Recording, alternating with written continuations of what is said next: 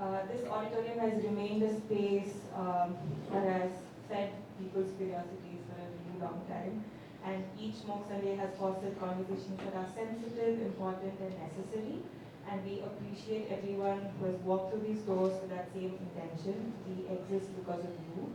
In order to keep this space accessible for all, we're also starting a community fundraising initiative. You might have seen QR codes on your way inside. So if you've come here, you've taken back a thought or a feeling that has made you think and act, we really appreciate your support in continuing to keep this space an accessible one. Now, to Appetite. Rooted in the state's history, yet alive to its present, Appetite is a heartfelt tribute to Goa itself. Its salt-washed shores, spice-laden air, delectable cuisine, and the unquenchable appetite that pulses at the heart of the land and its people. The Goa Writers Group invites readers to savor not only the stories told, but the world that makes them possible. Today we are bringing together Alicia Souza, Michelle Bambawali, Shivendra Rathore, and Tino Desa. This panel reflects on appetite in all its forms, emotional, economic, existential, and spatial, from Alicia's explorations of marriage, relationships, and society to Michelle's sharp observations on land, lifestyle, and belonging. From Shivranjana's experimental engagements with technology, beliefs, and peacemaking to Tino's meditations on tourism, travel, and the built environment. These contributors move fluidly between fiction, poetry, visual practice, and public life. Authors, educators, artists, and editors collectively expand the idea of hunger for love, home, identity, power, meaning, and the stories we tell about the places we inhabit. We are also very glad to welcome Annie Sengupta to moderate this discussion today. I kindly request everybody to put their phones on mute.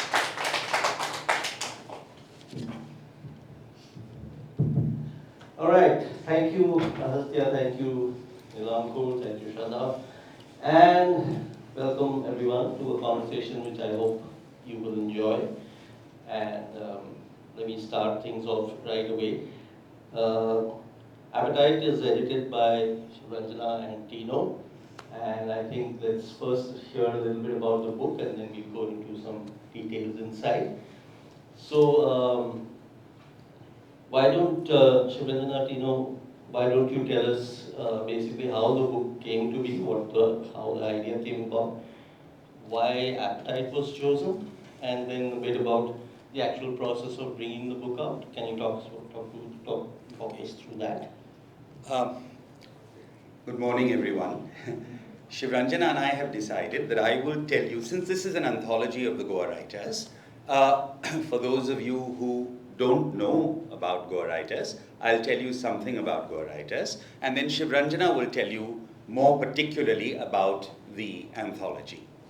Goa Writers is a group that was formed exactly 20 years ago to encourage more and better writing from Goa and about Goa. One of the prime movers in establishing the group was Victor Angel Ribeiro, whom all of you have heard of. He's now over 100 and still an active member of the group. Goa Writers is called Goa Writers for a reason and not called Goan Writers, because membership is not restricted to those who are native born Goans or of Goan heritage, but is open to everyone who is either based in Goa or has been based in Goa and who is passionate about writing, who takes writing seriously, and who actually writes, whether fiction or non-fiction. We have poets, playwrights, journalists, even publishers as our members. We have, I think at last count, 89 members. One joined yesterday.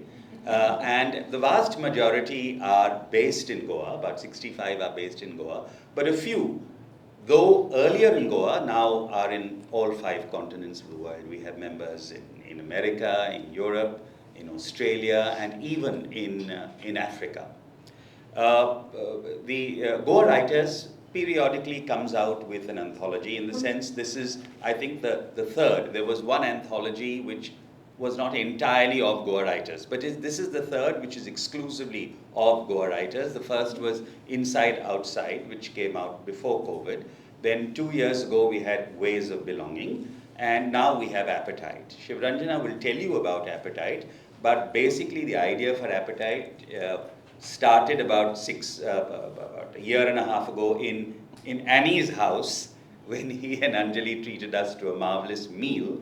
And I'm only mentioning Annie, who's the moderator of this discussion today, because if you want to become a member of Goa Writers, you've got to be on Annie's good side and convince him that you qualify for membership. Okay, Shivranjana. Thank you. Hi everyone. Tino, I think, has kind of already told you a little bit of the genesis of the book. Very happy to talk to you about appetite. So the question was, why appetite? I think something that happens with works of art often is that you start quite without an idea sometimes. You kind of follow a lead and follow like a gut feeling or an intuition or whatever. So I think the hive mind at Annie's place, maybe because we were waiting for our food at that time, we decided that appetite would be the theme that maybe we could explore. It came through because I think personally for me, Ways of Belonging, the anthology that came out in February of 24, brought together a bunch of writers who were really excited to put together something. I think if you've been a writer, if you've done anything creative, you know it's a solitary process. So if you can put together writing with other people who feel similarly enthusiastic and maybe timing also aligns to produce something, I think it's a great joy to bring that work out. So it was that infectious joy that led me to also wonder that, okay, what is the next book that we can do? And appetite was thought of as the fitting theme. Speaking of the book, I think we were very clear that we're not going to be very cliched and only talk about food. There are stories about food, but we will let each writer explore appetite in the way that it feels true to them. So there are stories around sex, there are stories around land, there are stories around death, there are stories around even wondering where we're going in this world. There are memories of people thinking about reading and writing, and there are also wonderings and ponderings around feeling appetite and their sense of connection with Goa. So it's an eclectic mix of poems, stories, and essays. We also have some illustration in the book. That's pretty much what I can maybe speak to for now. But largely, I think 2 years, nearly 2 years now, March 27 is when we had the meeting at your home, I remember. So I think in these 2 years, this book has seen a lot of forms. The writing has seen a lot of forms, and Tino and I and Michelle, who's been managing the book with us, the three of us have seen many iterations of it, and you know, there have been tears, there have been tears of joy, anger, sadness, all of that also. So it's been a labor of love, and we do hope that the conversation in the book, if you haven't, you do get to enjoy. Personally, I think adding one word or one line rather to why appetite, I think in 2026 now, I think that thinking about appetite and Goa is a fitting theme because I think a lot about commodification, and I think about how image is sold of a place and of people. So I think what this also does quite interestingly and quite organically is that each person gives you a peek into a version of Goa or their life in Goa without really fitting into any image because they're speaking from their experience. So I think that's the beauty of the book as I hold it 2 years later. I just want to add one little piece of information. This, as I had said in the beginning, is an anthology of the Goa writers. And so everyone whose contribution is included is also a member of Goa Writers. And then we've promised you something. We've said new writing from Goa, and we've stuck to that promise because every piece here is absolutely new in the sense that it hasn't been published before. Most of these pieces have been written specifically for the anthology, but even if a piece wasn't originally written for the anthology, it is a piece that has been unpublished. So all the pieces here are new writing.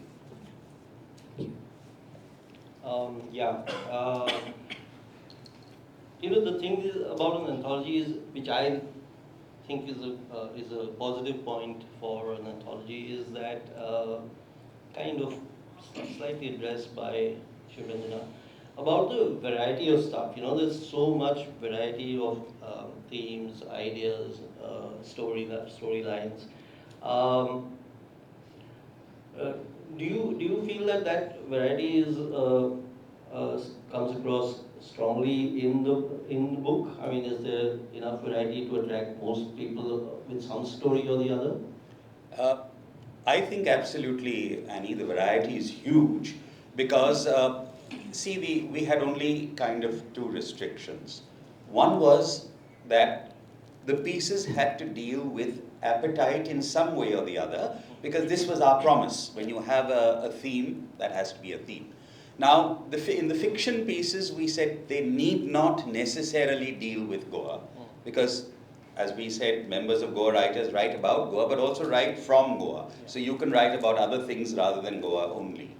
So fiction and poetry, we were a bit, flexible on that. But on the essays, we said the essays need to specifically deal with Goa. So this was not just an anthology of things collected, but there have been themes through. But within those themes, all kinds, appetite itself allows you to explore a great variety. There are varieties of appetites. Right. And so what this book is not it is not a recipe book, but it's everything else apart from that. Yeah, a few recipes would have been good, yeah. Shivranjan, are there any thematic elements that stand out for you? I mean, you between the two of you, you've read all the stories, all the essays. By the way, the book is very nicely divided into 3 segments. There is With Goan sentinels to tell you. yeah, I know. There is a segment on stories, then there is a slimmer segment on poems, and then it finishes with a segment on, correct, 5 points for whoever said that. Essays is correct, yeah. So a segment on essays, and I like the section divided, they look very beautiful. So through all these pieces, are there any thematic elements that stand out more for you? Are there which across the stories, across the essays? And use that mic too. I think one theme that definitely stands out is land. One theme that definitely stands out is also just identity and belonging in a place that's been so significantly commodified for tourism and travel, right? So I think what I could at least see in conscious and subconscious ways that people were doing through this anthology and through their responses rather to appetite was trying to make sense of their life and their understanding of Goa in fiction, poetry or essay, and trying to speak to the fact that this is a version of my reality, this is a version of Goa that does exist despite the image. Because I don't know if you felt this, like, I'm sure you've heard countless stories wherein people will say that, oh, if you're coming into Goa, don't think that this is that constructed image, like that thing that people are drinking beer all the time or living on the beaches all the time, right? Like that ridiculous way of looking at a place. I think very sensitively and very intimately each person has tried to address that in their own way, because also that was the brief. That was very much the intention of, okay, right from where you are and what you're thinking of. So I think some stories like Tino's and Michelle's especially, I think, do that quite beautifully, where they're looking at land and they're using humor and they're using all of those things to kind of talk about that identity. So, yeah. Was the whole editorial process stressful or fun? I mean, I consider stress also fun sometimes. I feel like coping through capitalism. But no, I think there were parts that were, of course, stressful, because there were times where maybe we had a certain perspective, and how do you communicate that to the writer, because the writer is also in a vulnerable place. It's a community, there's no top-down structure here. So how do you communicate that respectfully without also just holding back out of, oh yeah, I don't want to ruffle their feathers and all of that. Navigating that, I think, was probably the most stressful. Otherwise, I think it was pretty smooth. I enjoy reading people's works. I enjoy thinking with people about their works. And wherever people were game for that, I had a lot of fun. So even if that took longer than it needed to, I ended up doing it. So yeah, I think that was a good balance. Okay, great. Yeah, that's nice. I like the way you put that. Michelle, you were involved also in the in the process of putting together things. Michelle, by the way, was appointed early on. She was appointed project manager for this. So that's the role she played in putting the book together too. So how about that? Did you have, that must have been a lot. See, the thing is, as writers, as most people in the arts, people don't tend to sort of, conform or follow others in terms of what they are told to do and stuff. So Michelle was basically the person with the whip, trying to make sure that everyone follows what needs to be done. Did you find that fun? Of course. I mean, I know I live in Goa and I know everybody is, goes with the flow and there's a creative process and it takes time. But unfortunately, I am very deadline driven and very oriented to, these are the deadlines, this is where we have to go. So it was difficult because a lot of people, who could have contributed, I think did not because of the deadline. So that was sad. But also, it's very rewarding to actually hold this because I think there was a lot, and you've been with Goa writers longer than the rest of us. So, it's herding cats, creative people and, whatever. It's like, yes, we will, yes, we can. And I think all of us are also at different stages in our writing careers or whatever. Yeah. Some people, turn out columns every week or stories every day, and some of us are still struggling with, is this good, is this not good, can I submit it? So I think that was also difficult for the editors and for me to sort of push people along, because some people can sit overnight, type something out and it's good to go, whereas people like me have to, for months think, rethink, not sleep, saying, oh, what's happening to this character. So I think it was difficult, but for me to actually get it published, for Penguin to publish it, for Shivranjana's art to be on the cover, for it to look so professional was very rewarding. Okay, that's lovely. So tell us, how did you get Penguin on board? So Twist someone's arm somewhere? No, I didn't, like I said, I'm new to writing and publishing. My book is now 2 years old. So I think we were going back and forth about whether we wanted published by a Goa-based publisher. And I think the previous anthologies have been. But I think the idea that Shivranjana and I had was like, we need to get the stories about Goa out of Goa, as opposed to people living in Goa knowing the reality, and everyone not living in Goa have this, oh, you're lying on a beach, you're living in a hammock, not knowing the lived experiences of Goa. So I think we went through, should we have it locally published, and then I spoke to my lit agent about something else, and I said, how do you pitch an anthology?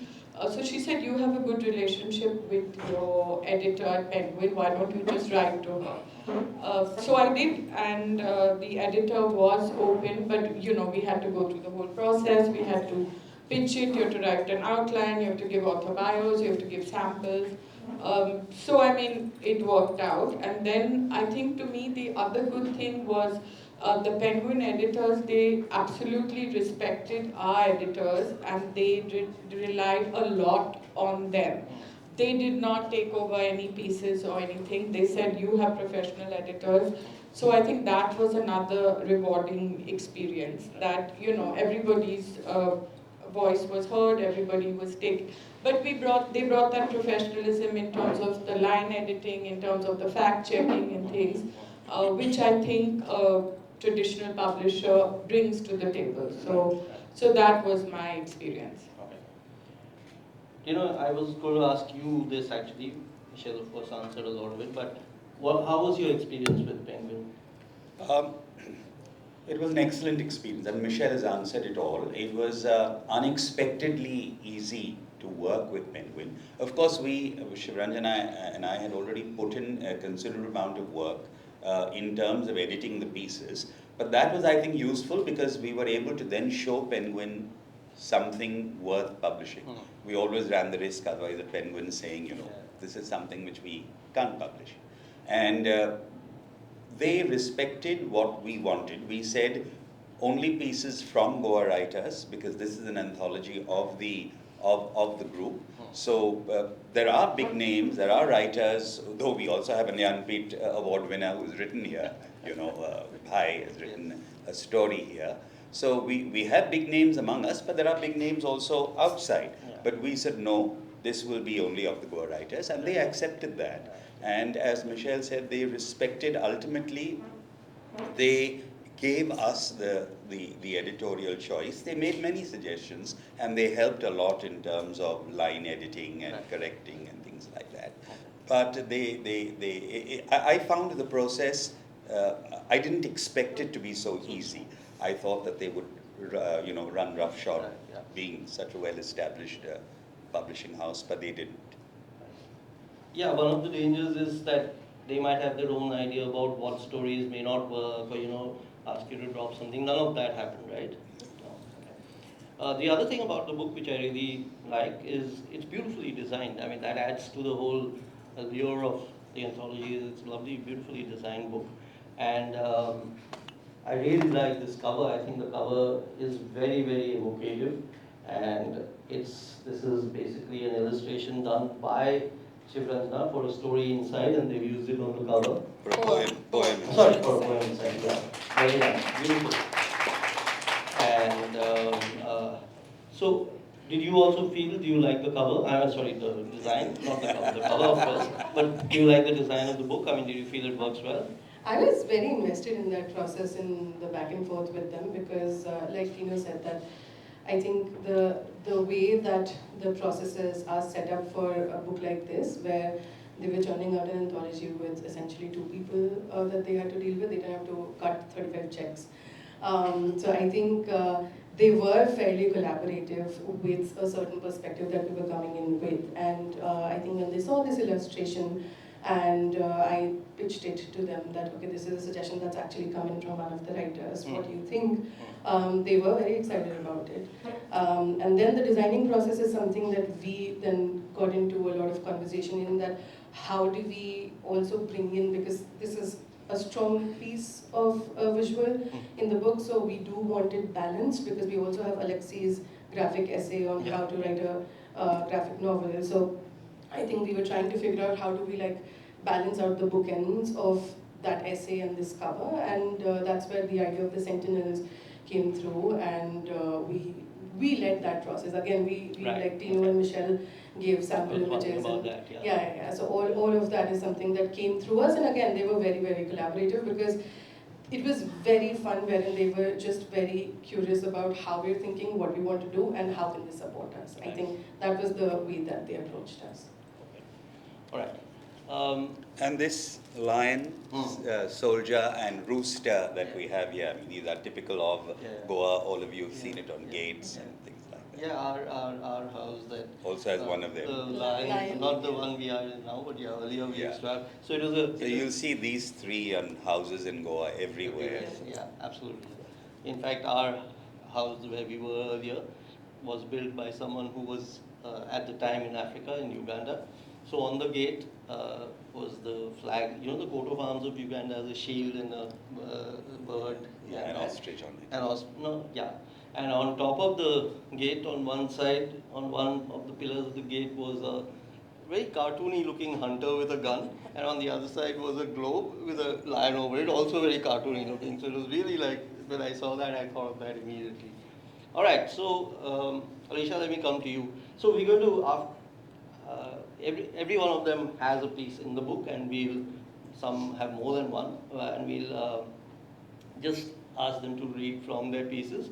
But I'd like to bring Alicia in at this point. We'll come to your piece. I'm staring daggers at him because I have no idea what he's going to throw at me at this point.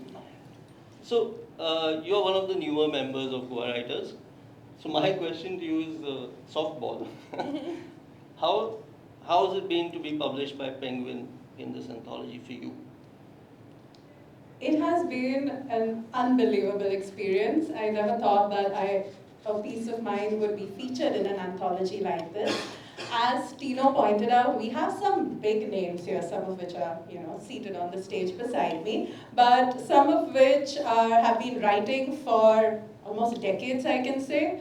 And that is a great honor to have your piece squeezed in there somewhere in between all of these big names. It's honestly something I never thought would have happened, but I think belonging to this community where you are able to put your work across, receive feedback for it, all of that helps you as a writer. Particularly when you are the type of writer like I am, wherein if I don't have an idea, nothing happens. So once I have an idea, I'm able to just sit with it for 2-3 days and create something. But unfortunately, to get that idea, it's a very long and tedious process. That is why I have, I think, roughly maybe 20-25 beginnings and nothing else. That's it. So having a community like this has been amazing, and to have your piece featured in an anthology that not only looks amazing but truly is amazing. If you haven't got a copy, you really should. It has lovely pieces in it. It's been a great experience. Unbelievable. That's lovely. So Alicia is, in real life, if you get to know her, she's a really funny person. And her story as well is like so beautifully humorous. I really loved reading it. Why don't you read us a bit from your story and then tell us a little bit about it? All right. Your essay, actually. It's an Essay, essay. sorry, I keep It's saying an story essay. for everything. It's an essay. So yeah, Tino has a poem and a short story in the I will book. read mine. Alicia has an essay. Michelle has God knows what. Short story. But something worth reading. Yeah, Michelle has a Thank short you, story. Alicia. Yeah. Shiv Ranjana has also a short story. So And a poem and an oh yeah, illustration. and an An illustration. illustration. Yeah, that's true. I think Annie didn't do his homework here. Yeah. You guys make me nervous. Okay. All right, so let me start by telling you a little about this piece and then I'll do a reading. So it's an essay, yes, but it's not meant to be a very preachy or boring one. It is simply about what I like to call the marriage market in Goa, or this idea about marriage, the many perceptions that come with it, the views that people have. That's what this essay is about. Because I think one of the things that often happens here in Goa, again, I don't mean to generalize, but it is very common. It's when you reach that particular age and then everyone around you is busy trying to figure out if you have someone in mind, if you are planning to get married, and if you don't have someone in mind, they then decide that they are going to take on this task of finding someone for you. So, it's this whole big, beautiful, and also a little complex situation that you land yourself in. And I've tried to put it down in a more tongue-in-cheek manner. Again, like I said, not to sound preachy, but also, as Shiv Ranjana pointed out, we often have this very one-dimensional view of Goa going across. And I think there are some things that we do here that are part of our culture that we need to question and we need to rethink so that, we can move towards something a little different in future. So let me just read a small part of it. The workings of the marriage mafia are so efficient that you often fail to recognize its presence until you are blindsided. Just like I was on a pleasantly cool Sunday evening as I took a walk down to the fields of Panari. The scene that greets you down there is serene, almost magical. A narrow road winds through an expanse of planted fields overflowing with tamdi bhaji, bhendi, dudi, and other fresh seasoned vegetables. As I walked along, an elderly lady from the village who was passing by stopped and greeted me. Never before was I given such attention. A smile and wave were usually the norm. That's how I knew that today was special. The ensuing conversation was inexplicably straightforward, no words minced. She started, "Baba, don't mind me asking." Of course, I already knew I was going to mind, and mind I did. "But are you seeing any boy?" No, not at the moment," I hedged, although I did have a boyfriend. I thought a short end to the marriage conversation would save me from the dreaded follow-up questions. But my answer wasn't the right one, since she forged ahead gleefully. "Ah, good. There is this nice boy in Canada. He's an engineer, and he has a good job there. He's looking to get married and wants a Goan girl, not a girl from there. You know their customs and ways of living are different from ours, no Baba? I smiled indulgently at the surfacing of her innate prejudices. So he wants a girl from here, she continued. But you will have to move to Canada because he doesn't want to settle here. He's nice and tall, just like you. So immediately when teacher Jules told me about him, he's related to her, Baba, I thought of you. And I said I will come right away and talk to Mama. But by God's grace, I found you here only. The thought that God was so firmly invested in my relationship status had never crossed my mind. Was being tall, nice, and a resident of Canada all that God felt I needed? But not wishing to question his ways in front of this stranger, I controlled the frown breaking across my face, thanked her profusely, and assured her that I would think about it.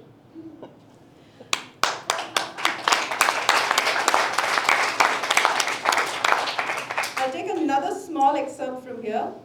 A friend who recently reached that age was asked, again, that age because I've given context to it before about how this age is something that we can't pinpoint numerically, nor is it associated with maturity, nor is it associated with IQ, EQ development. Nobody knows how we define that age, but somehow in Goa, everybody seems to know it. A friend who recently reached that age was asked about his plans to find a partner. He responded in all earnestness, throwing their lines back at them. When God feels I'm ready, He will send someone my way. I don't have the time to meet people when I work 36-hour shifts. While naive little me thought that he had won the war and whooped with joy on his behalf, I had to stand corrected when conveniently a month later, an eligible girl showed up at a family function. Unrelated to the host, she was quietly introduced among the adults as an eligible girl looking to marry. Clearly, God had delegated this marriage task to his specially trained team of mothers and aunts. Thank you. Yeah, I was hoping you would read that bit. I thought that was really funny. And I love the phrase marriage mafia. I think that's really lovely. And also God's obsession with your relationship status. I think that conversation with him is still due to figure out where he stands on it. Yeah. All right. Let's go ahead with Michelle. Michelle, will you read to us from your story, please? Sure. No, I'm okay. So my piece is called The Real Housewives of Asagao, and it's a satirical piece. I will only read a little bit, but it's to do with real estate and restaurants in Goa, which is sometimes a preoccupation of people in Goa. Rohini, sprawled on a pool lounger, sipping her beer, chimes in. Maybe she will have to look beyond Asagao, maybe Seoli or Para. Or is she willing to go across the highway to that other side, Moira and Aldona? Those Portuguese, Goan, whatever houses there like we bought here. Such elegant, impressive structures. Love the bones. There's so much that you can do with them. I adore those balconies, the pillars, huge verandas, grand old trees, and a decent parcel of land. Enough space for a good-sized pool and staff quarters. Plenty of potential in Aldona. But prices are going up fast. I have picked up a few properties and I'm working away on them. Putting in plumbing, ensuite bathrooms, modular kitchens, a pool, landscaping, vagera, and then we'll hawk them. But things move so slowly here. You know how long these Goans take to get the paperwork together, approve the plans. Frustrating. She throws the back of her hand to her forehead dramatically. Lalita interrupts her friend. Look at you, Rohini, reinvented yourself as a real estate entrepreneur in Goa. What about poor Mandira? It's such a schlep for her to come to our regular hangouts in Asagao. Let me check with her again. By the way, your frenemy Aradhana is also here from Dubai. She's still looking to buy. Have you seen any nice new sites that she can visit? She says that Asagao is too pricey, but she doesn't want to go to that Moira side. The brokers are showing her places in that Aldona, Nationala, Olauli area. Just too far. Any property available here, all gone to big builders. I wonder if she wants to look at those luxe, leisure, and opulence properties that are sprouting everywhere. Tiny 4-bedroom villas with postage stamp size pools and no land, but maybe cheaper and easier for her to manage from Dubai.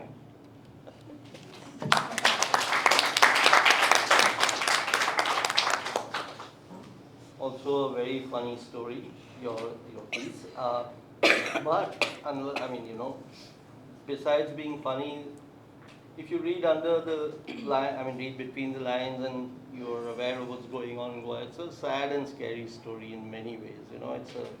It's almost like a thriller. But you, you have largely been working in non-fiction, at least your published work has largely been in non-fiction. First of all, how come you decided to go with fiction for this piece? And how has it been different writing a fiction piece versus your usual non-fiction? So I think for me, as I have been becoming a writer, the writing short stories is very difficult because you have to create characters and you have to have the tension, you have to know the narrative arc of each character and resolve everything in 3,000 words. So I think it was difficult for me, but at that initial meeting that we had at your place, Vivek had suggested, the Desperate Housewives of Asagaon, but I think that ages us. I think now in today's world, it's the real housewives that people, watch on television. And sort of that idea kept coming back to me, and so I really worked at it. And I want to write short stories and I want to understand writing fiction.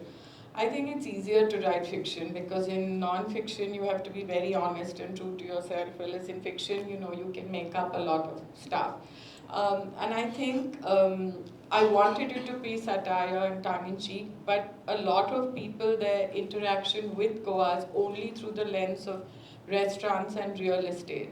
And while in the 2 years I sort of wrote and researched the piece, and when I was researching the piece again with restaurants just in Asagaon, there were so many, and that making a list, I would drive down and see, and then I would look online, and they were to include all of them was impossible.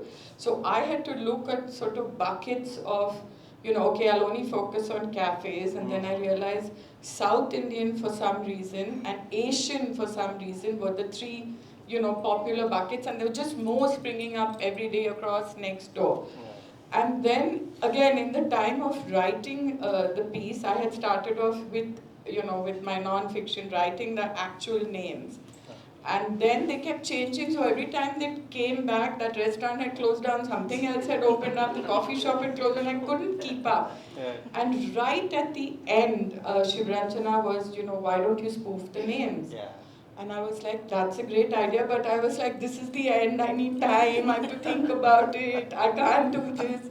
And that was great fun. For everyone who reads the piece, there is a quiz about the names of the spoof and the actual restaurant. Yes, they're quite easy to guess, but I had a lot of fun sort of spoofing all the names. Yeah, in fact, I was just going to say that when I was reading it, it's great fun to try and say, oh, this is this and this is that. So it's, yeah. But are the characters also based on people you actually know? You have to answer that. That's for me to know and you to guess. She's going to lose a lot of friends if she answers that honestly. Yeah. Okay. So, did you feel that? Did writing this get a lot of, did you let off a lot of steam? Because it is, after all things that I know are big concerns for many of us and for you in particular. I don't know. I realized that that is, everybody has a different interpretation of what is Goa to them.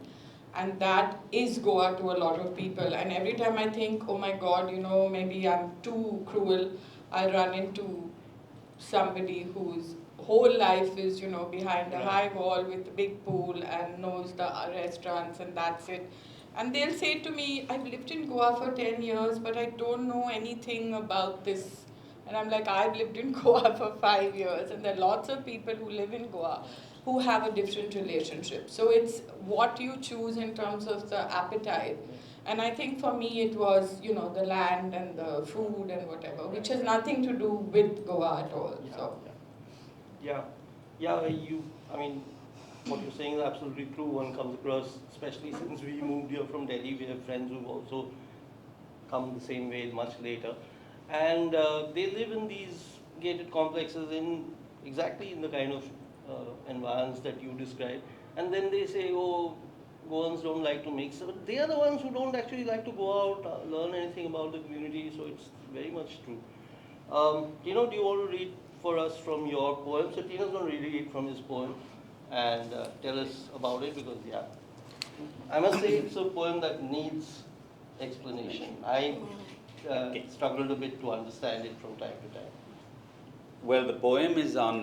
Show you. Okay.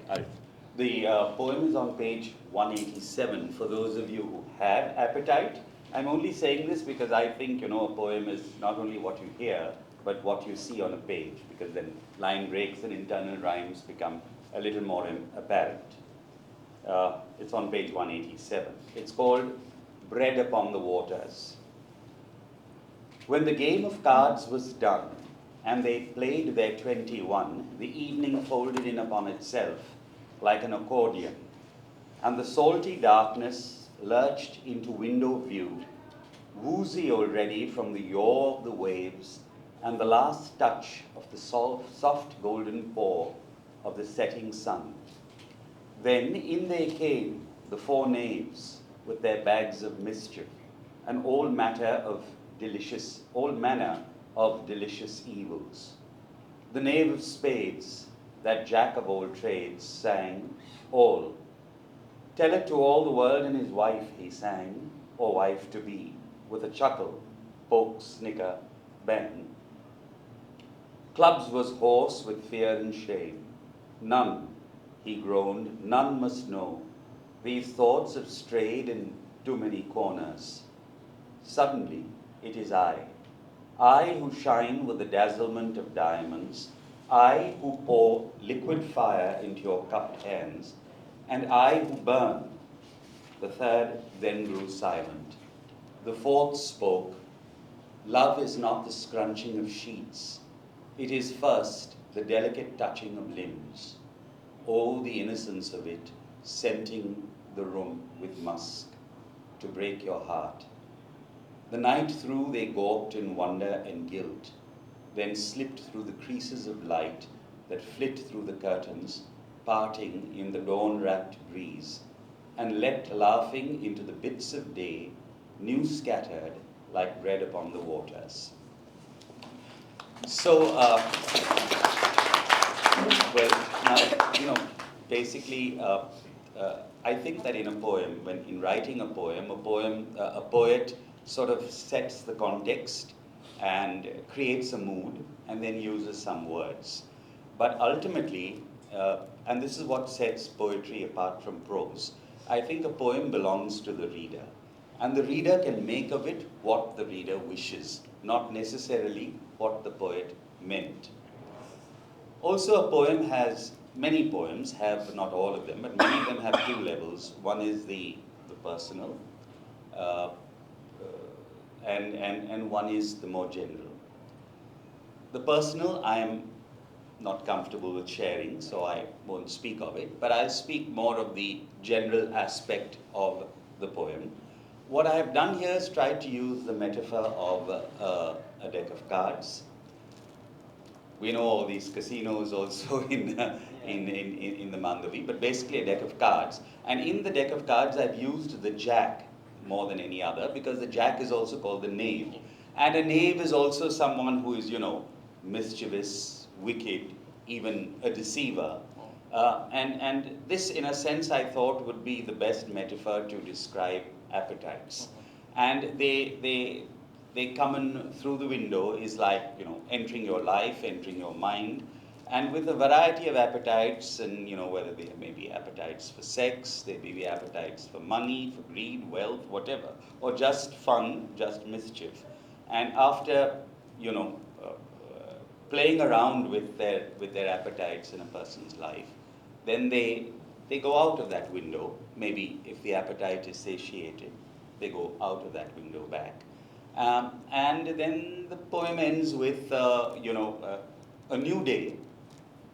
And just like you find waves of the sea, they shine in bits. So I've sort of described it like the day itself being scattered over that.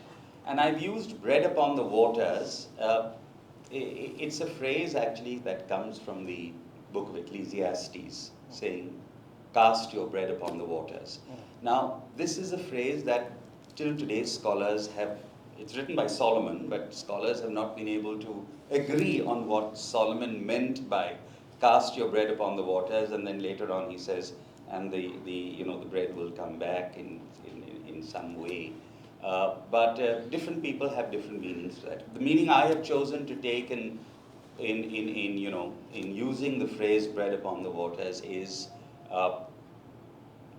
you more freely, after your appetites are satiated, you can more freely spread them out. And in the new day, that's not the end. Appetites will come back again to you subsequently. That's what I'm saying about my poem.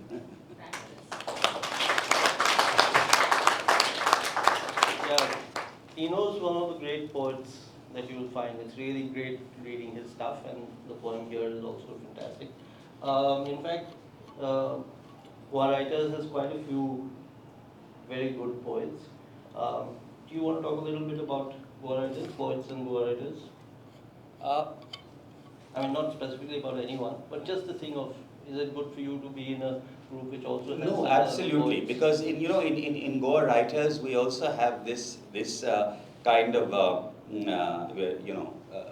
custom where or tradition where you can share in complete confidence. I mean, whatever you share on Goa Writers, even in the email group, there is a clear understanding that none of this will go out of the group to anyone else, and but you can share, and I have and others have, and we have Heta over here, I think, who is another one of our great both writers and poets. Heta's poems are also wonderful. We have other poets here. Nilamkur is also writes poetry. Nilamkur? No. Yeah, but your stories are absolutely marvelous. I'm a fan of your stories. So Goa Writers has some people who write exclusively poetry, but many who write both poetry and other fiction and non-fiction. And we are able to share poems and get back very frank criticism. It's not just everyone saying how wonderful it is. There need not be anything, you are not necessarily, you don't have to be polite in the group because you help improve it. Of course, this applies both to poems and others. But I think we have quite a thriving community of poetry writers, poem writers in Goa Writers. Yeah. So, I mean, in a sense, that's also like casting your bread upon the waters, right? You send your poems out and they come back in modified form. Yeah. but you get some very good suggestions, I mean, which I got on my laterite landscape. Right. Wonderful suggestions of people. Do you know D.H. Lawrence also has a poem called Bread Upon the Waters? Have you read it? No, Oh, I okay. didn't know. All right. My ignorance. There we got it, trivia. Had to happen, He had right? to add it. No, I didn't. You did that. Yeah, you can go and check it out. Okay, I will. It will come for the next quiz for sure. Yeah. All right. Can we, Shivendra, your time starts now. Okay, so Shivendra will read from her story, and then we will talk about it a bit. This may be a somber end to the conversation then. Hi everyone, my story's name is Naderia. My hope and intention was that I don't read any excerpt and people go and read it because that's the nature of the form. but I will try and give you a little morsel. Okay. Walking out, he slowly found his shoulders easing up. He could smell the stench, but he could also smell something else. Power. There was no other way to describe it. Curious, he looked around, and in that mass of faceless bodies, he saw her. She was staring straight at him. Uncertain if she was an apparition that his coma or nightmare brain had cooked up, why her though, after all these years? Ralph blinked a few times as if to clear his vision. She was still there. So he looked around nervously to confirm that she was indeed looking at him. As if reading his mind, she smirked as his gaze settled on her again. She slowly walked towards him and then continued walking up ahead. He was mesmerized, for it looked like she had been carried by an invisible something. Knowing he had to follow, Ralph quickly trotted behind her, his jaw still slightly ajar. Where are we going, Tara? You still ask too many questions. You still prefer mystery. They sauntered off away from the crowds, the stench, and the weird lights, and eventually arrived at what looked like a room with no walls. This reminds me of your reading room back in the day, Ralph said nervously. You remember well. This was when I was living with Ketan. Oh, Ketan, how could I forget that dude? How is he? But wait, are you in a coma too, and are we somehow communicating in that space, or are you a fragment of my memory? Too many questions, Ralph. Take it easy sometimes. Sit. Ralph was not to be silenced this time. He'd had enough of this weird fever dream, but he was incredibly curious about him seeing her in it. He couldn't understand why his ex was here when he had sworn to never speak to her a decade ago. You gotta give me something, Tara. I'm a little spooked by all this. Okay, I'll bite. Why do you think you're here and what do you think has happened? I don't know. That's why I'm asking you. Still so ragey. I thought becoming a father would have changed that for you. Pity your kids. Don't go there. Why not? You're the one being a restless bitch. I thought you had grown out of it and gotten more mature with fatherhood. What a joke, laughed Tara. What about you, huh? How have you changed? Still the same aloof, distant piece of shit who thinks she's better than everyone else? That I am, Tara jumped in, grinning. Okay, enough. Tell me what's happening. Are you a figment of my imagination? Your guess is as good as mine, but I think we are dead and this is hell.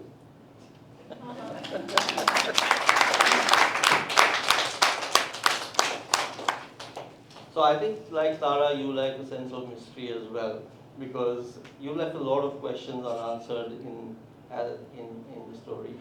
So you are looking at readers to fill in those blanks. You want to tell us a little bit about what you think? Okay, so for context, this is my first venture into sci-fi in the public eye. I have been playing with the medium for a bit, and my approach to writing or my creative practice largely is process-based, and what that means is I don't like resolution. I think that's very linear, that's very flat.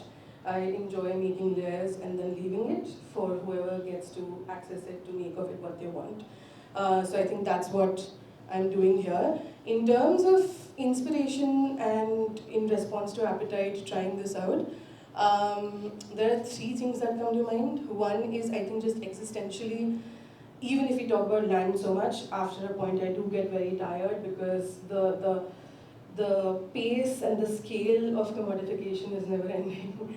So I think existentially I am often in a very, in a mood around the fact that no matter how much you doubt, there is a force that will continue at its pace. So I think it's also kind of coming from that place of what is this hunger for things when life can be so much more simpler. I don't know if I'm Gandhian in my views or whatever, I've been called that, but I think I come from a value system where whatever you have, if it's enough, and whatever you can offer, I think that works. But we live in a world where increasingly there's constant pressure on us to become something that we are not, to perform, to project a certain persona on the internet and even socially now. So I think it's a chaotic place to be a human being, and I think I like feeling into it and thinking into it, and that's where this is also coming from. Two, I spend most of my time on the road in Goa, and I think about accidents a lot, therefore there are so many deaths that also happen. I've also done very close calls also. And I think when I was thinking of the story, in my mind, Ralph dies on the Vienna highway and is found there. So I think that was one. And a third, which when you read it, you will see tech also playing a part in it. Third is also just one, how tech is embedded and how this is something that's built somewhere. Quality in manufacturing is not really a thing, but then we're embedding our lives in it, and what that does in our lives, without giving too much away, is also something that I think about. A particular news item that I think I read maybe 6 years ago was some young boy studying with his, like with some technology that he was using, not gonna name it, and then that short-circuiting and him dying. Right. And it was supposed to be a pretty simple, ordinary piece of technology meant to make life fun, but there are countless such tests. So I think all of those things playing parallelly, subconsciously, is what brought Moderator for me. Right. Yeah. In fact, one thing, again, I'm coming back to you, Tino. You're my favorite. No, the thing is, one of the things that I feel, we've talked about the fact that there's a lot of variety in terms of the stories and the sort of storylines and what's talked about in the thing. But one of the things that also struck me when I was reading stories is how the different styles, they're quite amazing.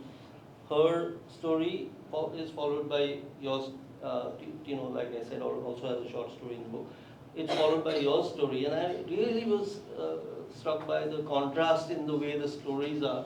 Yours, Shivranjana's story is very modern, sort of, has a very sort of open-ended thing, very abstract in its form.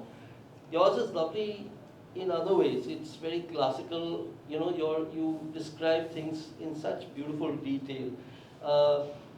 Do you have a very clear picture in your head for your story and for your characters which you like to talk about? Do you put them down on the paper? You want your readers to see exactly the kind of people you're talking about? Yes, in terms of characters, yes. I think that I like people to see the kind of characters that I'm talking about, and I try to build character in the story. But in terms of the end, I often in my stories, I am quite comfortable with ambiguity. I can leave ambiguity at the end. I can leave it to be ambiguous at the end. When I start writing out a story, I have an end in mind. I don't start without knowing where the story will take me. Right. But frequently, that end changes when I'm writing it. Yeah. So I have an end in mind. Sometimes I retain that, sometimes I change that. I just wanted to know, is Sachi in the audience? No. Okay, then I wanted to acknowledge her illustration of my poem, but if she's not here. I wanted to say, you didn't ask me, but unlike them, I don't want any ambiguity at the end. I want some clear resolution. I want a linear storyline. That's why they were editors, and I was like, no, this is my story. This is how it will go. And unlike you, I never know what my end is going to be. Just have to figure it out along the way. No, so I did want to ask you, Alicia, what's your preferred form? Do you prefer the essays like you wrote here, or do you also write fiction which you like to write? I think I preferred fiction because I started working on fiction, and fiction I feel gives you a lot of liberty to just go a little crazy. I feel with non-fiction or the essay in this, there is always that idea that it is connected to you in some way, and I feel that might at times prevent a writer from really putting it out there in the manner in which it should be spoken about. Of course, for me, like I said, tongue-in-cheek, so a lot of these stories, in fact, all of these stories are 100% true, but in different contexts, when you're talking about more serious issues that can get complex, controversial also, I feel that the non-fiction writing might cause certain barriers for the author. So preferably for me, because I try my best to be neutral, being a teacher as well, working in a government institution, a lot of things. You need to sort of balance the role you handle. So I prefer saying things very subtly in a very layered manner through the means of fiction, because like Shivranjana pointed out, in the end it's for the reader to take away all of those nuanced layers that are there in a piece of writing. It's not really for an author to give it all out. So that's my preferred form. Okay. That's nice. How are we doing on time? I think we're done.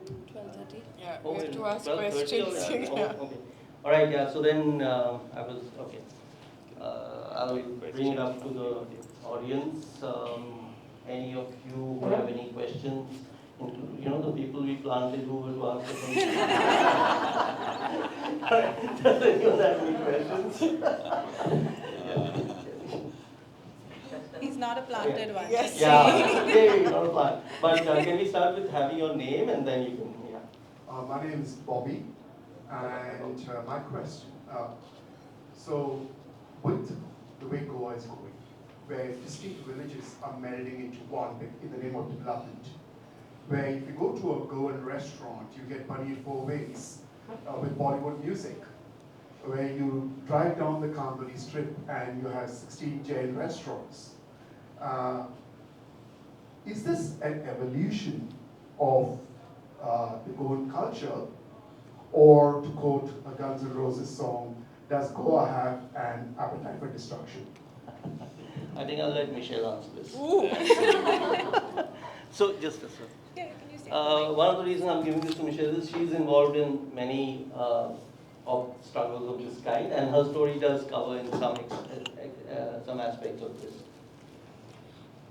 I think, unfortunately, Goans or everyone living in villages has moved here or wants to be here for a village life.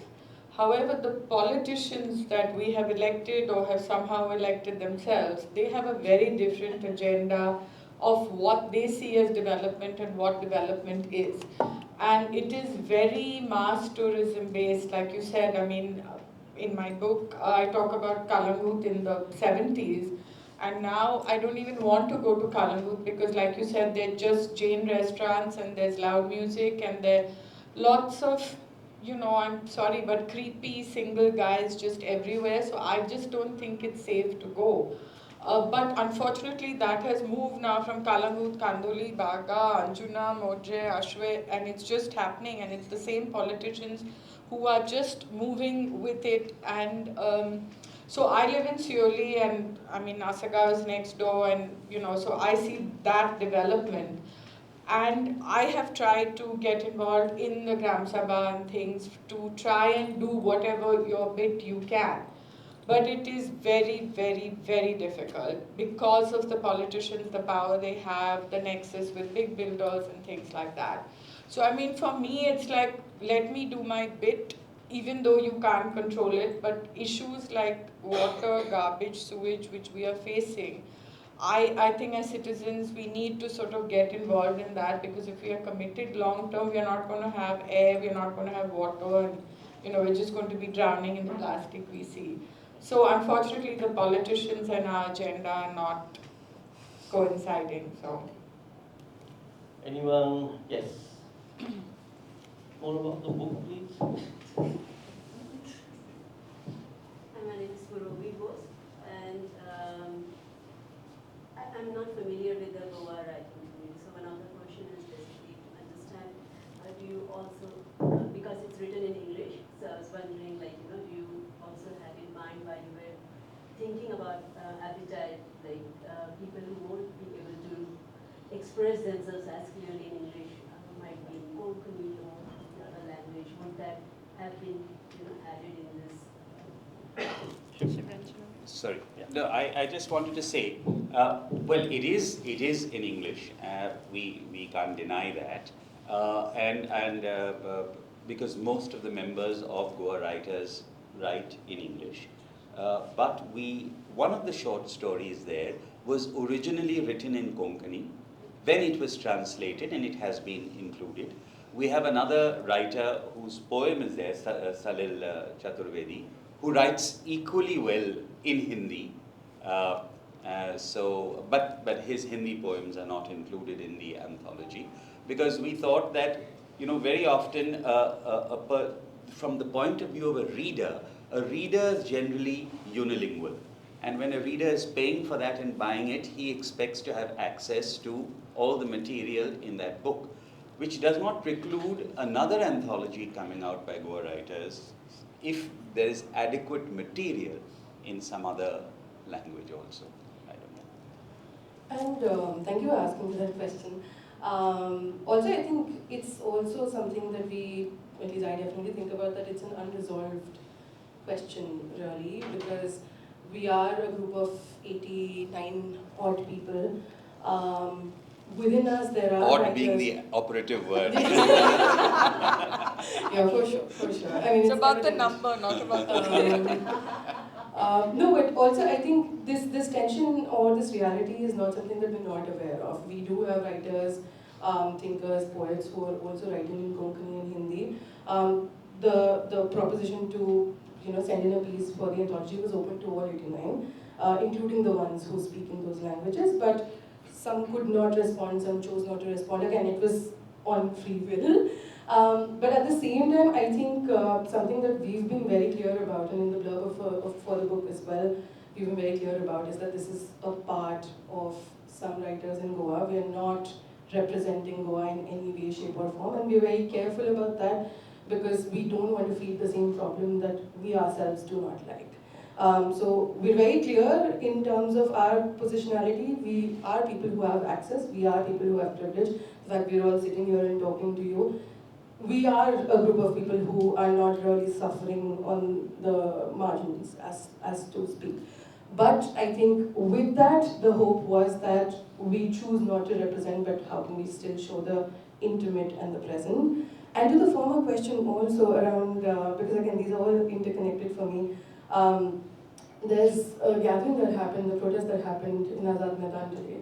So again, there are these movements where I know a lot of us are parts of those groups and those communities, whether we've been born and raised here or not. So I think there's this intersection and tension of the reality of where I show up in the spectrum of privilege and access and what do I do with it, is where we're at right now.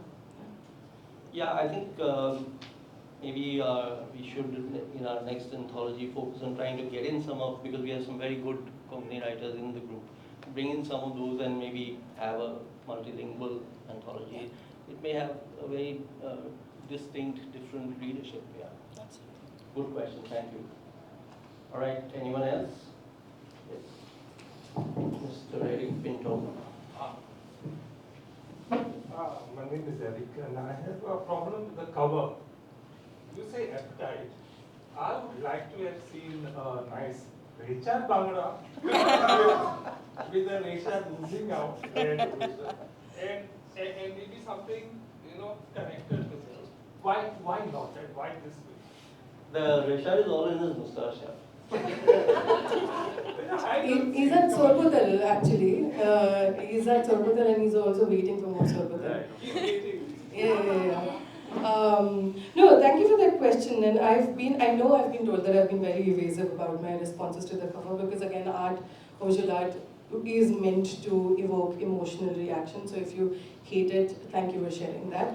But no, I think more seriously, when I was making it, of course, there was a certain emotional presence and creative experience that I was in when I was making this. But when I think about this cover, I think for me it's very poignant to have this and not like there was one suggestion in one of early thinking around the cover when we were not even thinking about penguin, was that what if we have a steak and that steak is in the shape of Goa and it's on a piece, like it's on a fork, and I don't know who threw that suggestion, but you're brainstorming, so people are thinking, and I hated that because for me, one, it was too literal, two, it's making meat out of Goa, that for me just from a sensitivity point of view was just not very nice or comfortable or pleasurable, and three, I think, no disrespect to any cis men present here, but the problem of patriarchal capitalism is that we're moving through a world with the male gaze.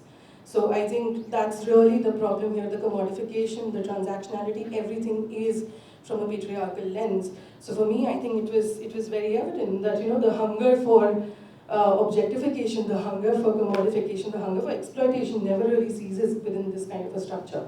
So I typically don't draw male figures in my portfolio. This is the first one because it felt organically very current. So I do stand by it. Even if we don't have food here, there's mentions of Sorpotel, and you can imagine that he's really fed himself on some good Sorpotel. The poem does it. Yeah, I mean, the book is about many things besides food, and I think that's why I like this, because it has a feeling of, you know, just like hunger. You know, this person is hungry for just God knows what. I mean, all kinds of things. That's the feeling one gets when looks at this visual. Anything else? Take one last question. All right. Yes.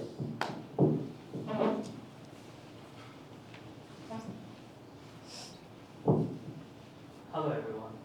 My name is Goan, and my question is to Alisha ma'am, because as soon as I went home from Gap after purchasing this book, I immediately went first and read your essay first. That's sweet. Yes, and so I just wanted to ask, were you rereading Pride and Prejudice while you were writing the essay? Because if you were, does what we read while we are writing affect our writing?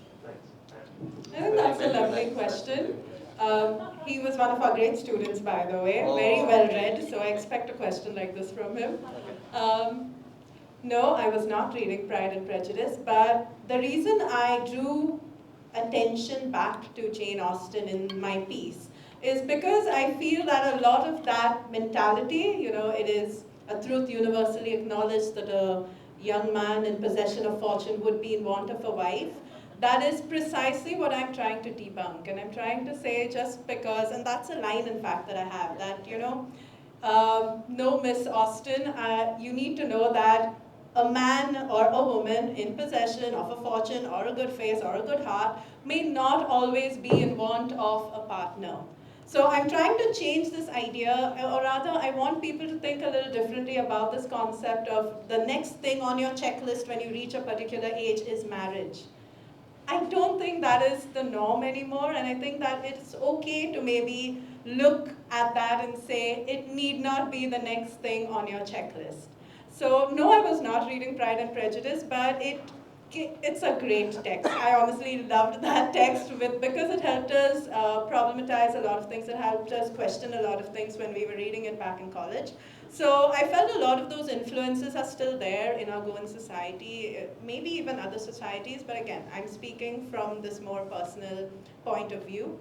So I felt that was still represented here, and I wanted people to start rethinking about that, re-questioning that kind of an idea that is so deeply ingrained in a lot of families here.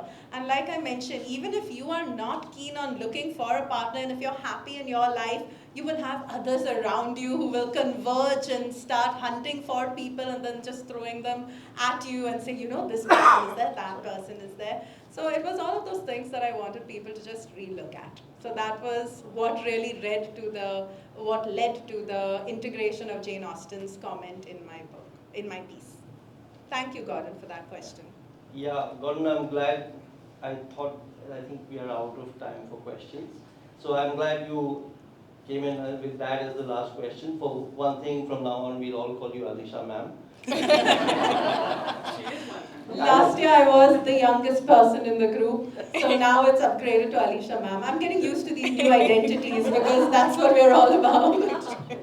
So, because I did want to end the session, I don't have a story in the book, so sad, with a very sad face, I don't get to read anything. But I'm going to end by reading a bit more from Alisha's story, Alisha's essay, which I really found this part very funny. So basically it's about a girl who's being interrogated by a random uncle for, you know, the usual, the marriage prospects and stuff. So I'll just read a couple of paragraphs from this. From the usual, would you be open to moving to another country? Does he have to be from the same circle? What salary do you feel he should have? The question suddenly went to, what color skin are you okay with? That last one was the final straw. She had answered every question thus far without walking away, but on hearing this with a straight face, and which I really think Alisha would do exactly this, and after seeming to give it much thought, she replied, blue. Thinking he had misheard, the gentleman said, I'm sorry. Blue, he repeated. I want someone who has the same skin tone as the creatures in the Avatar movie. A perplexed half smile touched his lips. He presumed she was joking, but she continued. Tell me, does the color of a person's skin make them a better or worse human being? Since we cannot really know a human's true personality, isn't it better to choose someone from a different planet? Perhaps we'd be luckier in that match. I thought this was really lovely.